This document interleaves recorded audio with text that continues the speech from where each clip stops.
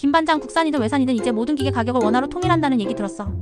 작은 현장 사무실 안에서 한 직원이 건설왕 김 반장에게 말을 건넸다. 김 반장은 한참 자신의 굴삭기와 크레인을 바라보다가 고개를 끄덕였다. 응, 들었지.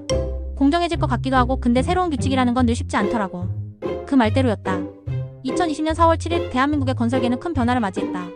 정부가 계약 예규를 개정하면서 기계 경비 지수를 산정하는 방식이 완전히 새로워졌기 때문이다. 김 반장은 조금 멋쩍은 미소를 지으며 새로운 규칙은 어렵지만 잘 익혀놔야 내 다음 프로젝트에서 유리하게 쓸 수 있겠지라며 종이 한 장을 꺼냈다. 그날 종이 위엔 2020년 1월 1일부터 적용이라는 날짜가 커다랗게 적혀 있었다. 몇 달 뒤 2020년 5월 김 반장은 큰 도로 공사 입찰에 나갔다.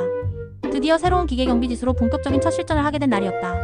낯선 규칙 때문에 어리둥절할 법도 했지만 김 반장은 품셀이라는 건설기계 가격표를 찬찬히 펼쳐보며 손으로 계산을 하기 시작했다. 그는 굴삭기 어와 크레인 비의 시간당 비용을 하나하나 입력하며 중얼거렸다.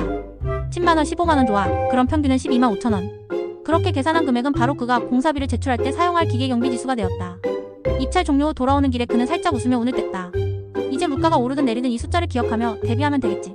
그로부터 1년이 흐른 2021년 5월 김 반장은 어느 날 아침 물가가 심상치 않게 오르고 있다는 뉴스를 들었다. 다시 품새를 펼쳐든 그는 입찰 당시 사용했던 기계들을 한 번 더 확인하며 이번에는 물가가 변동된 시점에 맞춰 새로운 비용을 계산해야 했다. 굴삭기 어와 크레인 비는 변동으로 각각 시간당 12만원과 18만원으로 증가했고 김 반장은 두 기계 비용의 평균이 15만원으로 올랐다는 것을 발견했다. 얼굴에 기쁨이 생겨났다.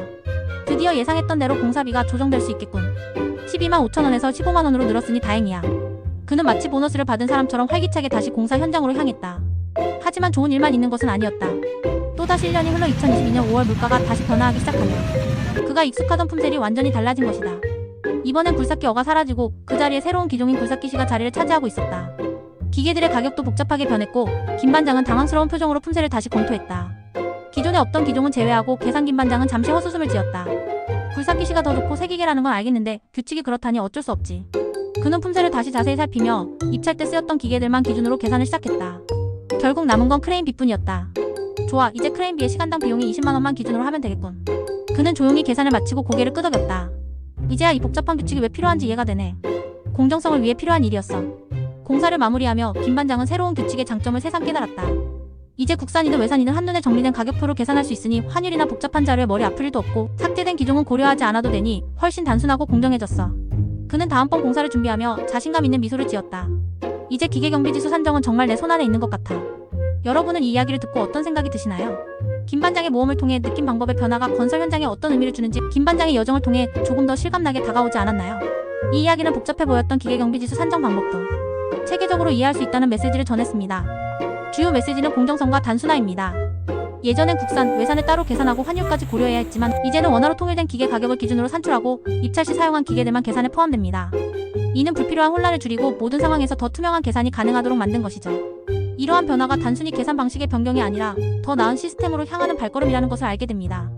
이채콕은 이런 방식이 현장에 미칠 긍정적인 영향을 다른 사람들도 비슷하게 느꼈다고 말합니다. 특히 복잡한 계산에서 벗어나 더 나은 준비를 할 수 있다는 점에서 건설 업계 종사자들에게 큰 안도감을 주었다고 하죠. 여러분은 이 이야기를 듣고 어떤 점이 가장 흥미롭거나 유익하게 느껴지셨나요? 아래 댓글로 여러분의 의견을 나눠주세요.